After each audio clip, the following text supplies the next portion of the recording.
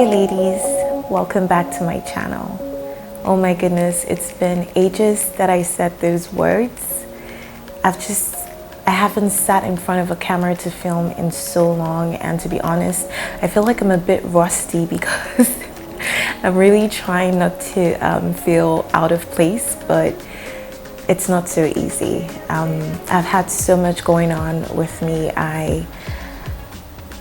Last year was a blur, really, like it was just a blur. I had a whole lot going on. I had health issues. I did a lot of traveling back and forth. I was really not stable, well, generally speaking, for the entire last year. And to cap things, I got married. I got married early this year, and I had to use the later part of last year to plan my wedding, get everything ready, because I really didn't have so much time. But anyway, this is just me trying to get you guys up to speed on why I haven't been filming. It's been a while. It really has been a while, and you have to forgive me because this video is probably just going to be probably very awkward, but I just decided to, you know what, just start anyway till you get the hang of it again. So forgive any awkwardness that might occur in the course of this video. Okay, all that rambling out of the way, welcome back to my channel. My name is Kaka Amano, and I'm an etiquette and lifestyle educator. Today I'll be talking about how to bring a feminine touch to your space or to your home. This is a topic that is very, very dear to my heart because I actually thought, you know what, I mean, pretty easy to bring a feminine touch to your home. I mean, living with girls all my life has been, pretty easy. But having to get married and live with a man, it's a completely different thing, completely different ball game. Luckily for me, I live with a man who really doesn't mind my expressing my femininity in the way that I keep our home. So that's a plus. For some people, it's not that easy. Now, this video is not for any category of women. It applies to ladies of all ages. As long as you're a lady, regardless of your circumstances, you can find ways to impute some of the tips that I'll be sharing in this video. So it doesn't matter if you're living with your parents or living in a dorm in college or uni, or sharing apartments with your friends or some other roommates. It doesn't matter if you don't even have your own space. If you're still sharing a room, you can still find ways to bring a feminine touch to your space. It's funny because you would expect that being a female, it will be really easy to just bring a feminine touch to your space, right? It's not. It really isn't, because it takes a lot of creativity. It takes a lot of attention to detail.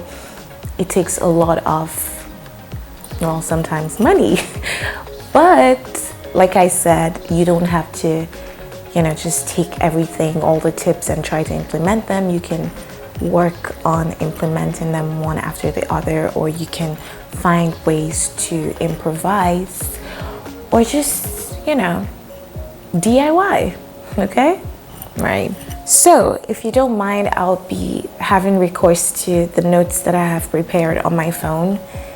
If I don't do that, this is going to be a very long video because there's really a lot to talk about.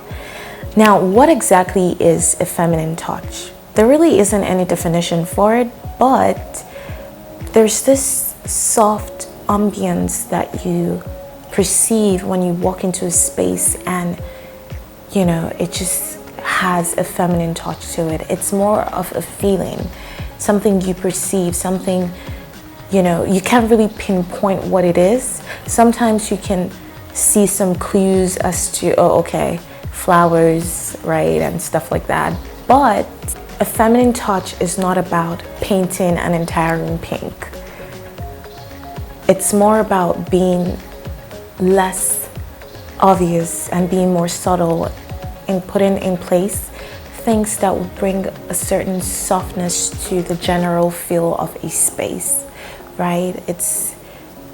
It's not about hijacking the space, especially if you're sharing it. It's not about hijacking it and making it girly. It's more about attention to detail, creativity, an eye for fine things, order, organization, and a really good taste. The question now is, how do we infuse all these things into our space? There are different ways that you can do this. I have 4 different categories of ways that you can do this, and under each category I'm going to give you points and examples of how you can apply these things. Because this video is probably going to be super long, I have to divide it into 2 parts. So this is the first part. Now the first category that I'll be talking about is aesthetics, which is your decor. Obviously, you have to start with your decor. There is no way that you can bring a feminine touch to your home if your decor is predominantly masculine. The first way with regards to your decor that you can bring in a feminine touch is your paint. The paint of your room, the color of your space. The color of your space is the canvas on which you build all the other aesthetics on. If your space is painted an ugly color, you would have a lot of trouble trying to bring in any other type of aesthetics. Like, you would struggle, okay? When you're thinking about picking a color for your space, the key words to have in mind are light and soft. Light colors and soft colors are a really great foundation for everything else you're going to be doing with your space, okay? So go with light or soft colors like whites. The good thing about white is there are different shades to pick from. So it doesn't have to be bright white. It could be paper white. It could be any other shade of white that you decide to go with. You could also go with pastels, especially if you're the type of person that likes bright colors. Pastels are a way to infuse bright colors in your space softly, right? So pastel colors like pastel green, pastel blue, pastel pink, peach, all those really light colors but soft and pastels. Another option in terms of color for your space are nudes. They're not so popular, but nude spaces are actually really good looking. Any of these choices of color will do really great in your space. Another way to bring in a feminine touch to your space using your decor is frames. You can never go wrong with frames. As many frames as you can possibly get, you can really never go wrong. As long as you have a space for it, knock yourself out. So I really, really like frames. I don't even have as much frames as I would like in my home right now, but having frames are a way to really, really get your space artsy. The great thing about frames is that they're super versatile.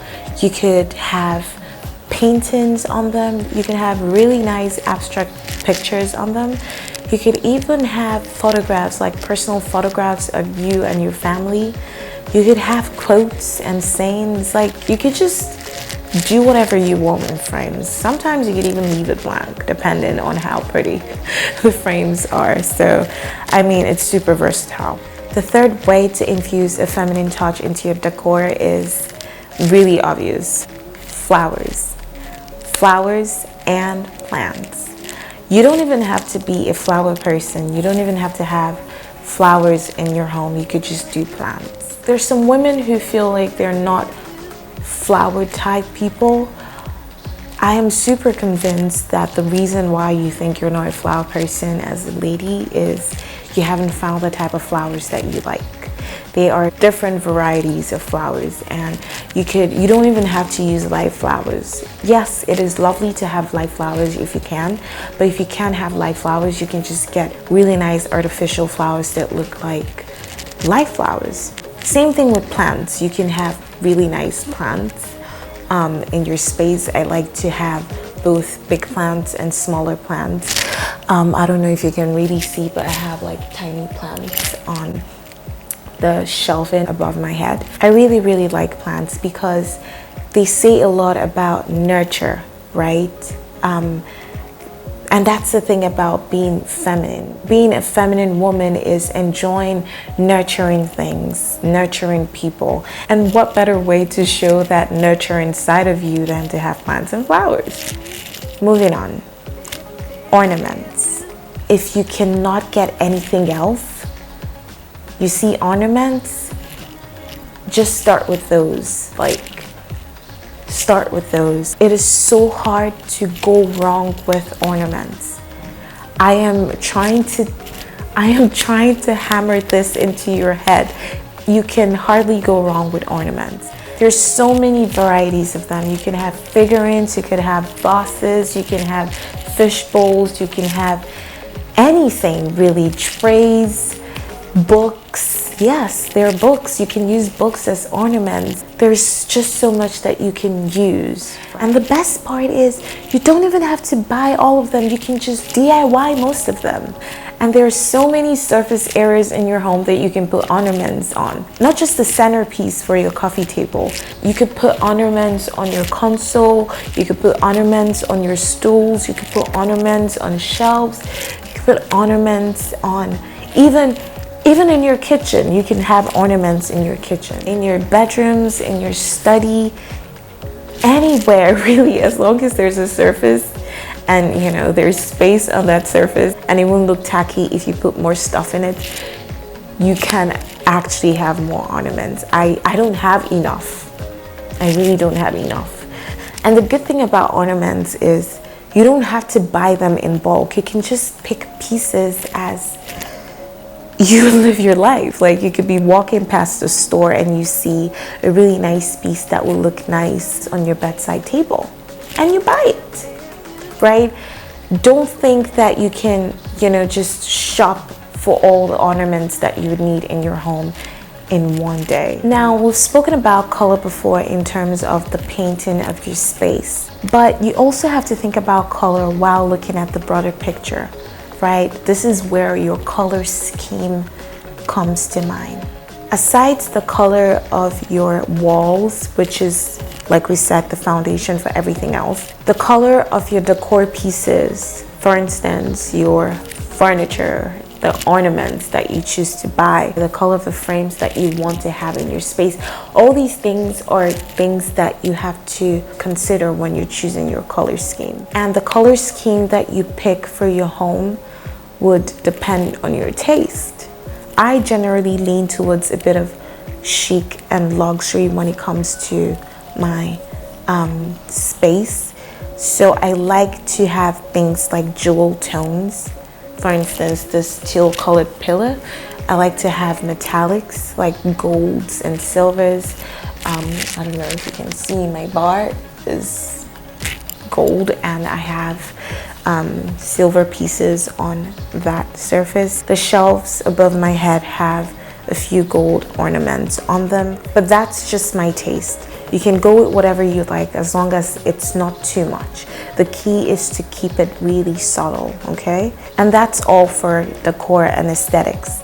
Now we're moving on to the next category, which is as important, if not more important than the first category.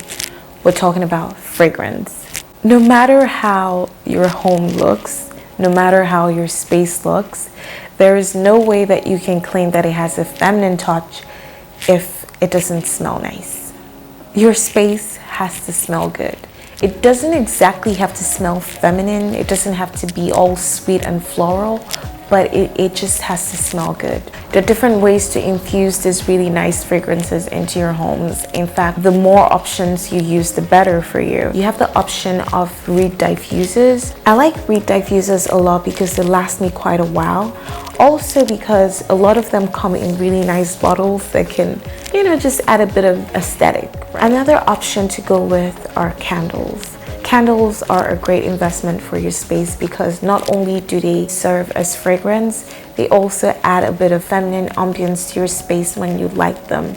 You could equally go with potpourri. I feel like potpourris are really pretty. Just like candles and reed diffusers, they could also be part of your aesthetics. Of course, there are the other ones like essential oils. If you have an electric diffuser, you could use essential oils. If you don't have an electric diffuser, a DIY method that you can use for essential oils is to bring it to boil in a saucepan with water in your kitchen.